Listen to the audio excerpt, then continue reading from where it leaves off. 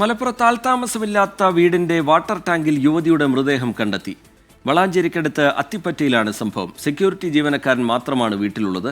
Vipin C Vijayan വിവരങ്ങളുമായി ചേരുന്നുണ്ട് മലപ്പുറത്ത് നിന്ന്. വിപിൻ, ആരാണ് മരിച്ചത് എന്ന് തിരിച്ചറിയാൻ കഴിഞ്ഞിട്ടുണ്ടോ? എന്താണ് പോലീസ് ഈ ഘട്ടത്തിൽ സംശയിക്കുന്നത്?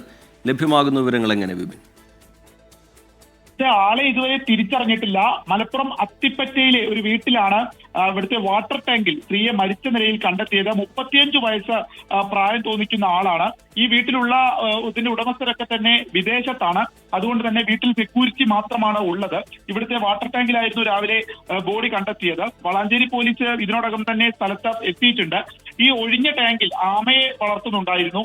ഇതിനെ തീറ്റ കൊടുക്കാൻ വന്ന ജോലിക്കാരാണ് മൃതദേഹം ആദ്യമായി കാണുന്നത്. അങ്ങനെ പോലീസിൽ അറിയിക്കുകയായിരുന്നു. ഈ സ്ത്രീയെ അവിടെ ഉണ്ടായിരുന്ന ആളുകൾക്ക് പരിചയമില്ല. പോലീസ് ഇതിനോടകം തന്നെ അന്വേഷണം ആരംഭിച്ചിട്ടുണ്ട്. ആരാണ്, എങ്ങനെയാണ്, എന്താണ് അതിൽ സംഭവിച്ചത് തുടങ്ങിയിട്ടുള്ള കാര്യങ്ങൾ അന്വേഷിച്ചു വരികയാണ്. വിപിൻ സി വിജയൻ മലപ്പുറത്ത് നിന്ന് വിവരങ്ങൾ നൽകുകയായിരുന്നു.